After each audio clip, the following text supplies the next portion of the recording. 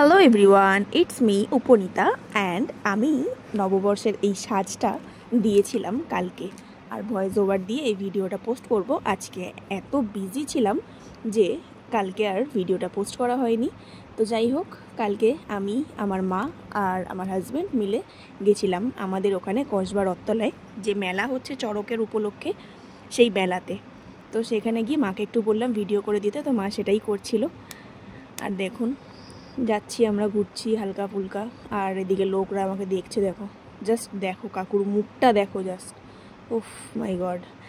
যাই হোক, তো এত লোক এমনভাবে তাকিয়ে আছে, তার জন্য আমি বললাম ছেড়ে দাও, আর ভিডিও করতে হবে না, চলো মেলা ঘুরি আর বাড়ি যাই। তো এবার হালকা ফুলকা করে কিছু কিনলাম, ছোটোখাটো জিনিস কিনে এখন আমাকে মোটা খাইয়ে দিচ্ছে ঘুগনি।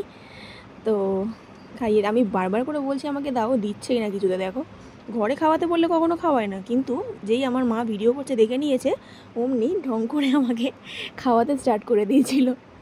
যাই হোক, এবার আমি জোর জবরদস্তি চামচটা কেড়ে নিয়ে বললাম আমি নিজেই খাবো। যাই হোক, এবার খেলাম, আর আমাকে পাশ থেকে বলছে কী হলো, আমাকে খাওয়ালে না? তারপর আমি আবার একটুখানি খাইয়েও দিলাম। তো এই ছিল আমাদের খুনসুটি। তারপরে গেলাম মেলাতে লেবু মালাই খেতে। এই কাকিমাটা দোকান দিয়েছে, আর আমাকে বলছিল কী রে, ভিডিও করে দিবি না আমাদেরকে? নিজের বাবা যখন দোকান দেয় তখন ভিডিও করবি শুধু। যাই হোক, এনার ভিডিওটা হালকা নিলাম, আর তারপরে এখান থেকে লেবু মালাই খেলাম। তোমাদের কার কার এই লেবু মালাইটা খেতে খুব ভালো লাগে সেটা আমাকে জানিও তো, কারণ আমার তো ভীষণ ফেভারিট। আইসক্রিমের থেকেও আমি মনে হয় এটাকে বেশি পছন্দ করি, এতটাই রিফ্রেশমেন্ট লাগে এটা খেলে।